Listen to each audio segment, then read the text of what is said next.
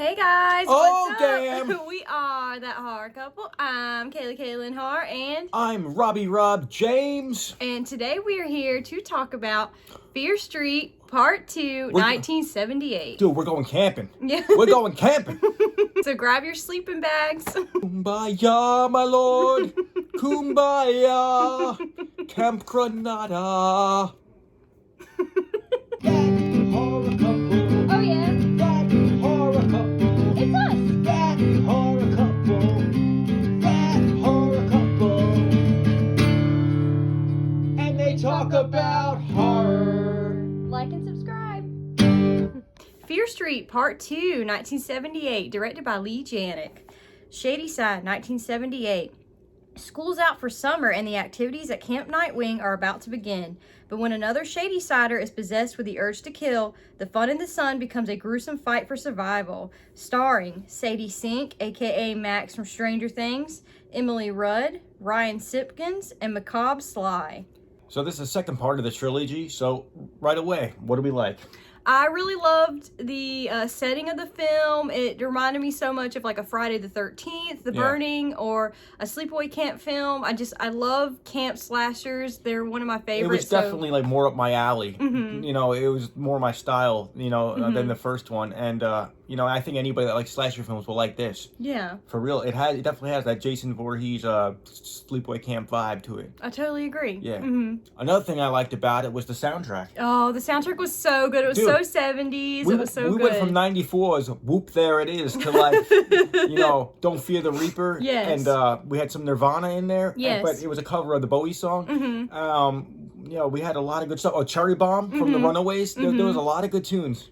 I really liked Sadie Sink, her character of Ziggy in the film. I thought she was really relatable. I love the relationship between her and her sister. I thought it was really sweet. I just thought she did such an amazing job. And we love her in Stranger Things, so we were really excited to see her in this film, and we thought she nailed it. What I liked is, in a way, it was like a prequel. And we saw what happened. We saw the origins of certain characters, which I liked. We saw, like, the cop as a kid. We also saw, like, C. Berman. yeah, and the lady telling the story, it turned out to be one of the sisters. Yeah, So it was kind of like, okay, we found out a little bit about them at the first part. We got the backstory with this. So I did like that, how the whole thing connected. Another thing I liked about this film was I thought the kills were just awesome. It was just simple, like axe to the head type kills, very slasher film style, but like the effects very awesome. Yeah, they're very good. Like it's just, if you like seeing like an axe to a face, this is for you. Yeah, the movie actually really reminded me of like Friday 2. Oh Like, a no, lot, yeah. Well, they had the sack head look. Yeah. And I also like how he got the mask. Yeah, that was really cool. Yeah. The origin of that was pretty awesome So, to see. That was awesome. Yeah, I also loved seeing Drew Scheid. I'm not sure if I'm saying this correctly. He's from Halloween 2018. And the lip crusty yeah, guy? yeah.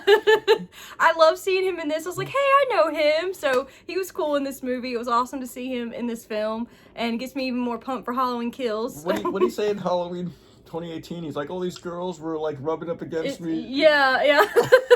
Feeding me guacamole. Their beautiful bodies got me all chubbed out, Allison. Allison, please. They were feeding me guacamole in all these sexy ways.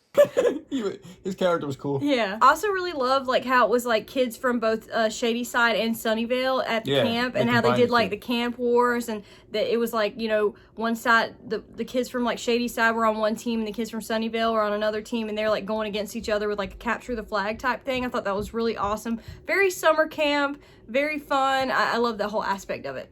Another like for me was like the first one. I didn't believe these kids were from the 90s. I felt like these kids, they were more believable as like 70s kids. A little more believable. They nailed it as far as like the look, the clothing. I believe this was like, I believed it more than I believed the 90s version. Yeah, no, I agree. I really like the characters in this one. I still enjoy... the characters were great. And I felt like there were... I don't know, maybe because I'm a huge Friday fan, but I feel like there were shout outs to Friday like the whole time. We got a Tommy character. Yeah. Like Tommy. Alice. Yeah. Tommy Jarvis. Yeah. And then we got an Alice. Like Yeah, you said, like we the got an first Alice. Friday, yeah. I was like, Which is really cool about the girl that played Alice. I was like, I recognized her, and the reason I recognized her so much, she looks just like her brother Ty Simpkins, who was actually the little boy in Insidious. So that was pretty fun to figure that out. I was like, I knew I recogned her. you're from good. somewhere. Yeah, you're like a IMDb. Yeah, sometimes I'm good You're about the human that. IMDb. Kayla's like, I know that face. Yeah. And I also feel like when some of the characters die, like you get to know them and you really care about them, like when they die. Yeah. It makes you really sad. Yeah, I don't want to spoil it, but the final scene was. That was that was hard. Yeah. Definitely. Yeah, you Yeah. get attached to these characters. Yeah. Also, like, there were characters that you hated, so when they got killed off, you were like, hell yeah. Yeah. Like, there was that bitch that was trying to burn that. Oh yeah, yeah. Max I from think her name was Stranger Things. Sheila. Yeah. Yeah, they actually were like, let's tie her up and burn her. I was Yeah. like, holy fuck. Yeah. They're gonna try to cropsy her ass. Yeah. The cinematography for the story is also really great. I love the camera work in this, and like the different colors they used for this one is like greens and like oranges, I believe, like compared to like the purples and pinks they used for like the first part one. So Well, one scene in particular, I remember like when Tommy was like, there's a character Tommy who was like began losing his mind. And they zoomed in on him like so creepy, and they did it like a Hitchcock style, or like a Jaws style zoom. It was pretty cool. yeah. And it's cool how they brought these aspects of like old school horror into like a modern film. Yeah. You know, because it totally reminded me of like something older. No, yeah, I agree. I also love seeing like at the end of the film we got to see a lot of the other like ghostly killers like from the first like part 1 1994. They were also in this film, so that was really cool to see that.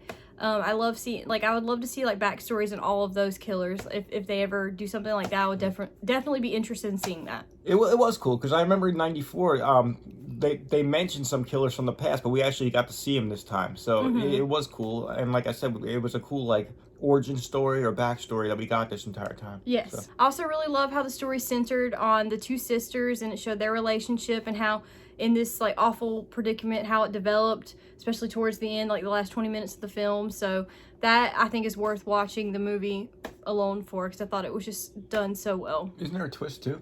Yes, there's a twist. I love the twist. I didn't see that coming, so that's definitely worth watching the film for. Yeah, just check it out because it was a creative way to like switch things up. So dislikes for the film, maybe What don't we lack? yeah, maybe certain aspects like the pacing, maybe it's just a little slow. I agree with that. At the beginning, like to get up to like the kills and everything, maybe that was like, you know, a little bit of a dislike. And also it took a while to get things going, but once it started, it was pretty good. Yes. But yeah, for the first like almost half of the film, it's like it's kind of slow. Yeah. They were telling a story, but it was kind of slow. It's kind of like how I felt about the first one. The pacing was a little off from me, but I feel like they nailed it a little better with this one. Yes. I feel like it's a better.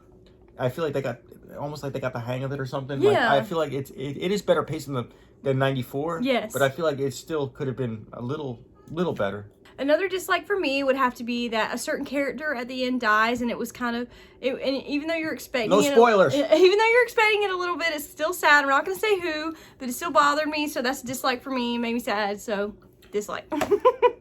It was too sad. Yeah. So final thoughts of the film. We definitely think that it's a fun summer camp slasher that adds a good continuation onto the story from part 1. We love the backstory.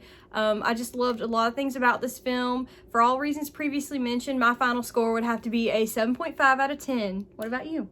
Yeah, I agree. I give it a 7. 7? Okay, Yeah, cool. because I liked it a little better than the first one. Me too. And yeah, it's just a fun summer camp slasher film. Just like I felt like the first one was a shout out to Scream. I feel like this one's a shout out to Friday the 13th. Yeah, I agree. And so it's a total like Friday the 13th style type of thing. Yeah. And yeah, I'd give it a 7.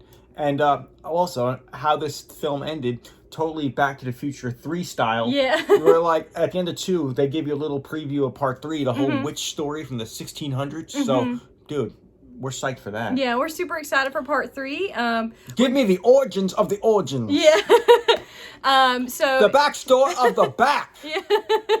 once again, I'm Kayla Kaylin Har, and I'm Rob James. if you're new to the channel, please hit that subscribe button down below. Cherry bomb. Yeah.